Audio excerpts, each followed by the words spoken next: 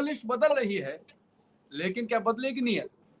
Bihar SIR के नाम पर हो रहा है वोटर्स के अधिकारों का रिवाइज या रिवेंज। आज सुप्रीम कोर्ट में एक अहम सुनवाई हुई, जिसने बिहार की राजनीति और लोकतंत्र के मूल सवालों को फिर से केंद्र में ला दिया है।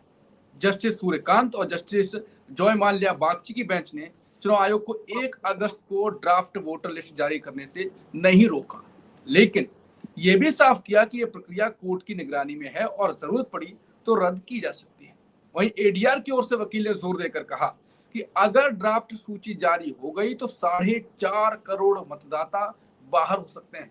गरीब, मजदूर, प्रवासी और अल्पसंख्यक, यानी वही वर्ग जो पहले से हाशिए पर हैं, अब वोटिंग से भी बाहर कर दिए जाएंगे क्या? तो फिर सवाल यह है, क्या ये वोटर लिस्ट की सफाई है या किसी के अधिकारों का सफाया? क्या वोटर अब नागरिक है, एक संदिग्ध जिसे हर चुनाव से पहले दोबारा खुद को साबित करना पड़ेगा? अब नजर है सुप्रीम कोर्ट की अगली सुनवाई पर, और आज की सुप्रीम कोर्ट की सुनवाई को कैसे देखते हैं वरिष्ठ पत्रकार शीतल पी सिंह, वो बताएंगे। नमस्कार, मैं हूं अंकुर और आप देख रहे हैं सत्यम दी का खास शो सवाल शीतल पी सिंह से। सर, आज की कार्रवाई कैसे देखते हैं? देखिए, आज की कार्रवाई वैसे तो संक्षिप्त रही और कल के लिए टल गई है। हाँ। लेकिन जो मुख्य बिंदु है इस कार्रवाई के, एक कि कोर्ट ने ये नहीं किया कि कोई स्टे दिया हो। उन्होंने स्टे की मांग को मना किया और कहा कि ये पहले नहीं मांगा गया था। हालांकि उस पर जवाब दिया गया कि पहले क्यों नहीं मांगा गया था, लेकिन चूंकि आज सुनवाई बहुत शॉर्ट हुई, आज उन्होंने स्टे नहीं दिया। इसको ऐसे ही लेना चाहिए। ये भी लेना चाहिए कि पिछली बेंच में जस्टिस धूलिया थे, इस बार वो नहीं थे, बदलाव हुआ है। वो वैकेशन बेंच थी, इस बार एक रेगुलर बेंच है जिसमें जस्टिस सूर्यकांत है, जो अभी बहुत जल्दी ही देश के अगले चीफ जस्टिस ऑफ इंडिया होने वाले हैं। जस्टिस सूर्यकांत हरियाणा मूल के हैं और हरियाणा पंजाब जो हाई कोर्ट है उसमें इंक्लूड किए गए थे जब एनडीए की पहली सरकार थी, यानी अटल जी वाली जो सरकार थी, उसमें आखिर में ये आए थे। और बाद में अब इनका जो प्रमोशन हुआ है, एलिवेशन हुआ है, वो भी तब हुआ है जब एनडीए की दूसरी सरकार आ गई है। तो ये उनका है। लेकिन जस्टिस सूर्यकांत ने आज जो सुनवाई की और उसमें जो बातें सामने आई, उसमें जो प्रमुख है, मतलब आज और पिछली सुनवाई में भी जो प्रमुख ऑब्जर्वेशन है सुप्रीम कोर्ट के, उनको ले लें, क्योंकि उसको उसी तरह से समझना टेक्निकल चीज होती है ये, और हम सभी लोग उसके लिए, हमारे दर्शक भी और हम भी एकदम, आप ये नहीं कह सकते कि हम ही सही जानते हैं या हम ही उसको सही समझे। तो इसलिए जो जैसे है वैसे ही लेना ज्यादा बेहतर होता है। एक इशू है सबसे ज्यादा जिस पर उन्होंने आज टिप्पणी की, उससे जो भी आप समझ निकालना चाहे, उन्होंने कहा कि मास एक्सक्लूजन नहीं होना चाहिए, यानी एक बहुत बड़ी तादाद को आप बाहर निकाल दें, ये ठीक नहीं है, बल्कि बहुत बड़ी तादाद को अंदर लेना जरूरी है, जो लोग किन्हीं कारणों से हाशिए पे रह जाते हैं।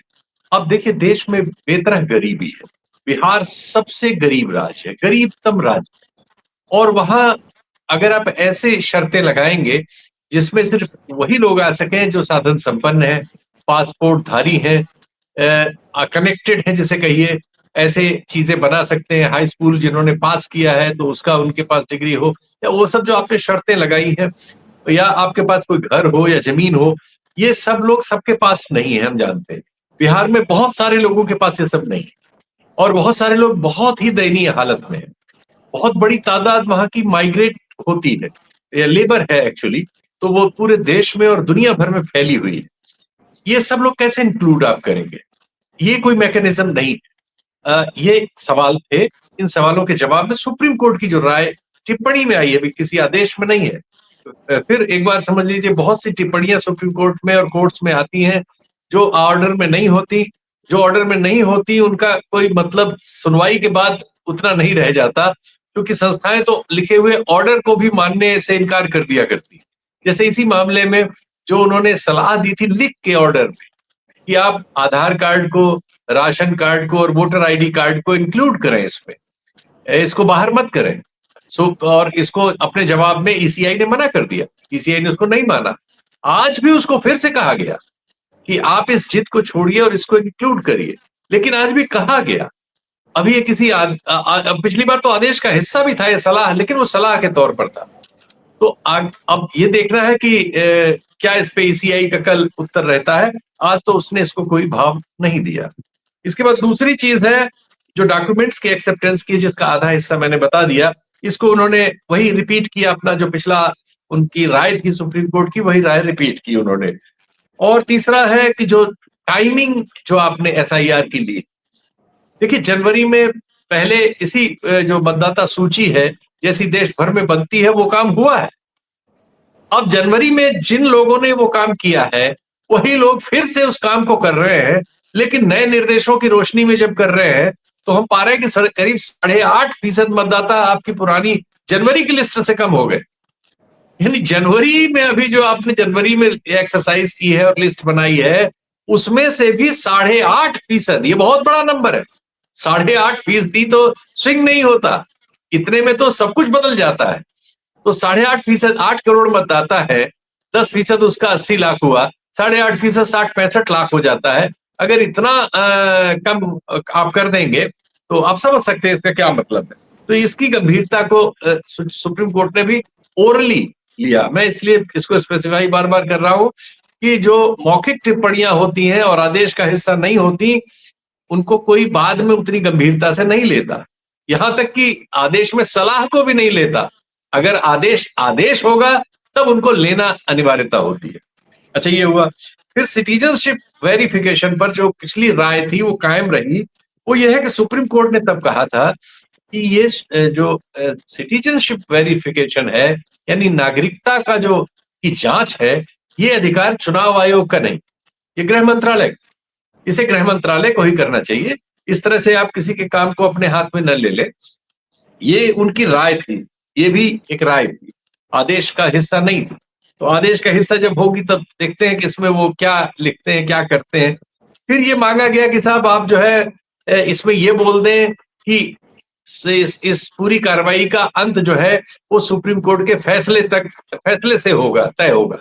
तो उन्होंने कहा कि ये तो समझी हुई बात है, इसको आदेश देने की क्या जरूरत है।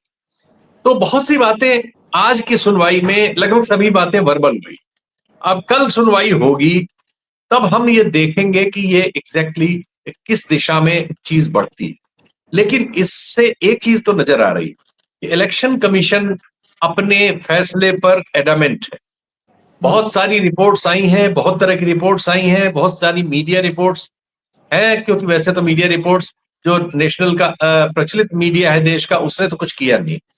यूट्यूबर्स ने कुछ किया, कुछ स्थानीय लोगों ने किया, कुछ अन्य लोगों ने किया। उससे जो सूचनाएं आई, उन सूचनाओं के आधार पर कोई उससे बहुत नोटिस लिया हो, ये बहुत क्या थोड़ा नोटिस भी लिया हो, ऐसा भी नहीं लगता। तो ये और सुप्रीम कोर्ट की सुनवाई से भी जो टिप्पणियां आई थी उनसे भी उसने कोई लिया हो, या आदेश में जो सलाह थी उससे भी उसने कोई नोटिस नहीं लिया है, उसने उसको सिरे से नकार दिया है। यानी हम ये समझते हैं कि चुनाव आयोग तो एक तय धारा पर चल रहा है।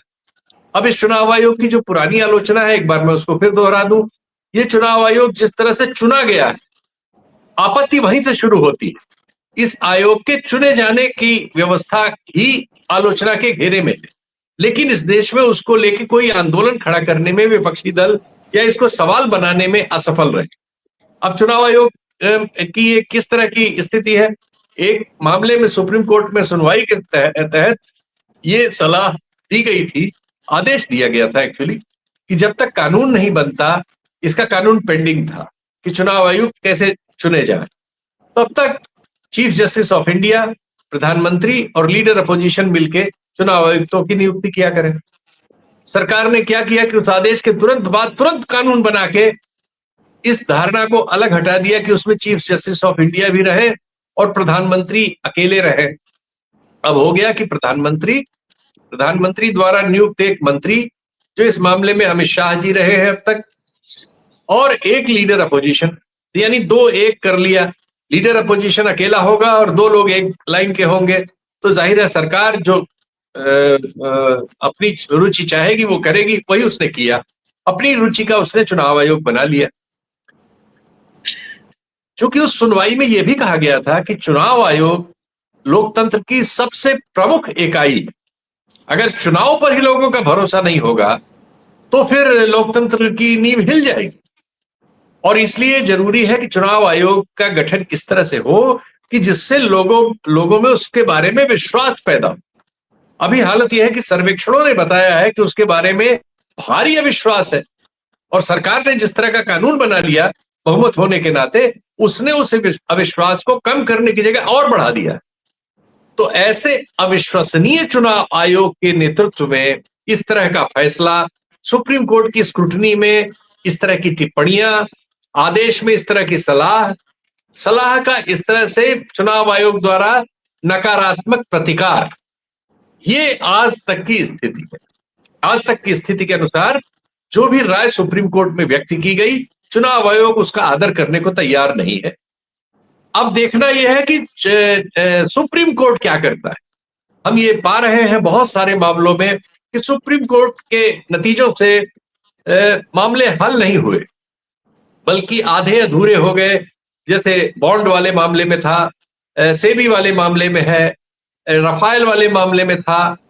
यानी ऐसे बहुत सारे मामले जिसमें सरकार कठिनाई में जा सकती थी, उसमें सुप्रीम कोर्ट ने इसके बावजूद ये मानते हुए कि ये गलतियां हैं, ये कमियां हैं, ये गलत है, लेकिन कोई ऐसा फैसला नहीं दिया जो उन चीजों को पलट के ठीक कर सकता। वो ठीक नहीं हुई, वो चीजें ज्यों की त्यों कायम है, क्योंकि सरकार के पास बहुत तरह की सामर्थ्य होती है, बहुत तरह की शक्तियां हैं, हमारे संविधान में निहित है, जो उनका उपयोग करके सरकारों की सुविधा है कि वो इस तरह की बहुत सी चीजों में अपनी मनमानी कर सके। कोर्ट्स का यही रोल है लोकतंत्र में, सुप्रीम कोर्ट का, कि वो उस मनमानी पर अंकुश लगाए। और जनता का भी रोल है, नागरिक का भी तो रोल है। लेकिन हमारे नागरिकों के रोल में हम पा रहे हैं कि कोई बहुत एक्टिविटी नहीं है उस तरह की। दक्षिण के राज्यों में कुछ है भी, तो उत्तर भारत और मध्य भारत में नहीं है, क्योंकि बीजेपी को यहाँ एक अच्छा समर्थन प्राप्त है राजनीतिक रूप से, अभी वो विद्यमान है। ज्यादातर सरकारें उनकी है, जो बाद में चुनाव हुए लोकसभा के बाद, उनमें भी वो ज्यादातर जीते हैं। और ऐसे में वो बिल्कुल लगता है कि जो वो चाहते हैं वही कर रहे हैं, और उसको अगर कोई उसकी कहीं भी आलोचना होती है तो वो उसको सम्मान देने को तैयार नहीं है। ये बिल्कुल साफ है।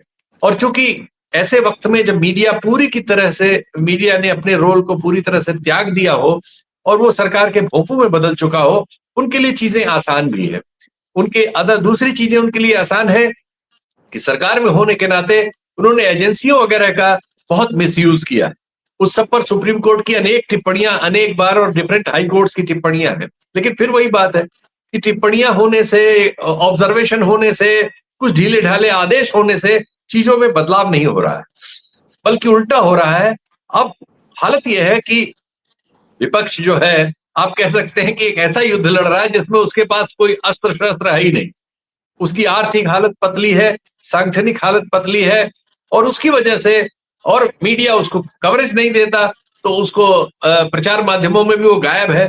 तो इस तरह से वो मुकाबले में बिना अस्त्र शस्त्र के सामने तोप लिए हुए एक सेना खड़ी है, जिसके पास हर किस्म की तोप है, हर किस्म की मिसाइल है, हर किस्म के जेट है, और एक तरफ लोग खड़े हैं डंडा लेके मुकाबला करने। कुछ इस तरह की हाल है। तो ऐसे में कुल मिला जुला के लोकतंत्र के लिए बहुत ही कठिनाई वाला वक्त है, और आज के फैसले से कोई आशा नहीं बनती, ये मैं कह सकता हूँ। बिल्कुल, तो एक ही बार शीतल जी बोले और लगभग सारे सवालों के जवाब तो उसमें आ ही गए हैं। अब बात ये कि सुप्रीम कोर्ट पर सबकी नज़र अभी बनी हुई है और विपक्ष अभी हंगामा तो कर रहा है। अब सुप्रीम कोर्ट का जो आदेश आएगा, उसके बाद विपक्ष का एक्शन और रिएक्शन भी देखना पड़ेगा। वो भी देखा जाएगा कि कैसे वो करता है, कितना हंगामा अभी कर रहा है, उसके बाद क्या होता है। सुप्रीम कोर्ट का फैसला ऐसा होगा या वैसा होगा, वो भी देखा जाएगा। कुल मिलाकर बात वही है कि चुनाव, जब हर एक वोटर को इतने संदेह के नजरिए से देखा जाए, बहुत ही ज्यादा संदेह से, तो जो चुनाव एक पर्व है, वो एक परीक्षा भी हो जाती है, वो भी एक तरफा। अब देखते हैं कि सुप्रीम कोर्ट क्या करता है। नमस्कार।